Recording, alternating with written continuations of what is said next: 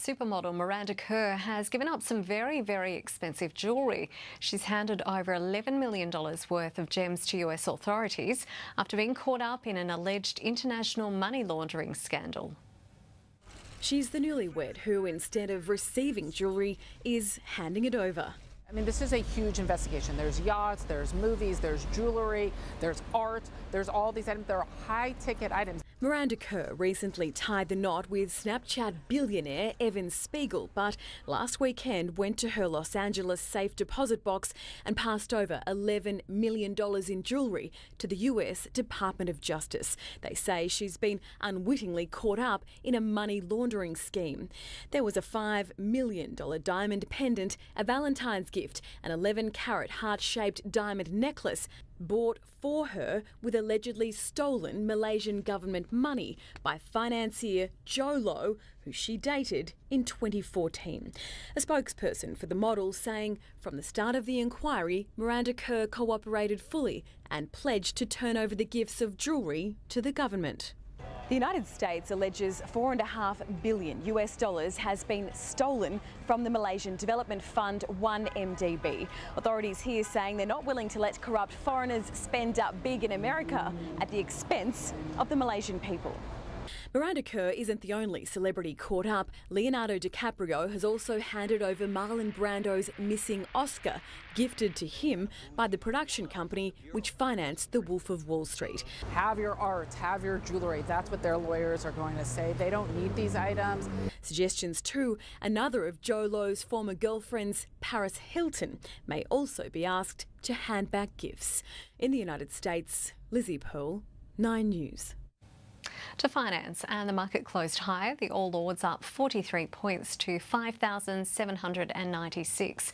Our dollar is buying 75.96 US cents and 84.99 Japanese yen.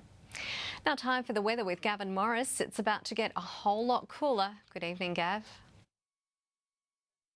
Thank you very much, Vanessa. Yes, cold and wintry at the moment. Temperatures were down. We didn't escape the single digits. Bombala, Cooma today, only just for Canberra and Goulburn. On the bright side, the overnight cloud cover did trap in a little bit of warmth, so we didn't go below freezing.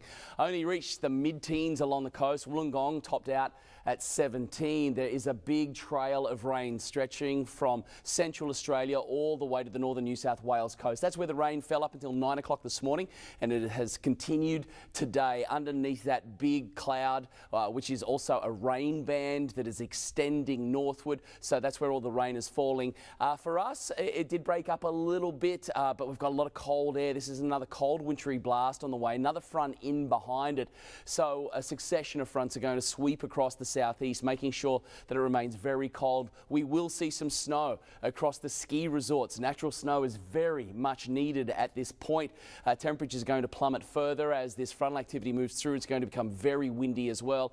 We'll see these winds pick up speed locally as that rain band crosses the border into southern Queensland. Massive high moves in, centering itself over the Bight, making for fine conditions in the west. So Perth soaking up the sun while the east freezes. It is very cold and remaining that way. Winter tightening its grip. That warm air is getting flushed out throughout southeast Queensland. It is the last mild day for Brisbane. Sydney, another cold one on the way as well.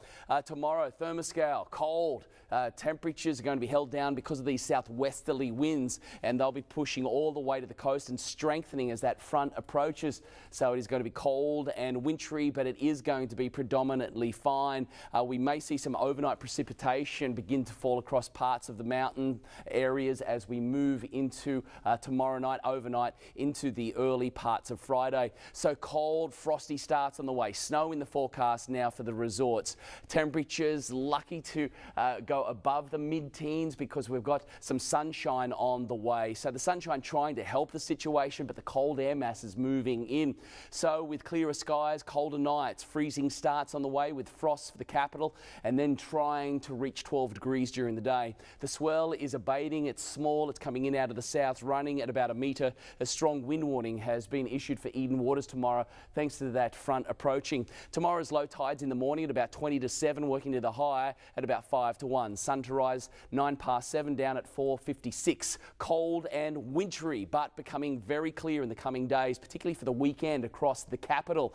Similar story for the tablelands. Very cold indeed. Freezing nights. Frosts are on the way. They'll be severe. The cold air is going to make sure that winter tightens its grip right throughout the Illawarra and along the southern New South Wales coast. So here we are in the depths of winter, and it certainly does feel like it at the moment. Thanks, Gav. Finally, to a police chase with a difference. The officer's dash cam showing exactly what went wrong. He's still talking to the driver he pulled over before he realised the problem. His police chase ending with him getting back into the car before it got to a major intersection. And that's 9 News for this Wednesday. A reminder for viewers in our Central West, the Today Show is live from Dubbo Zoo tomorrow, and everyone is welcome to turn up. I'm Vanessa O'Hanlon. Enjoy your evening. Good night.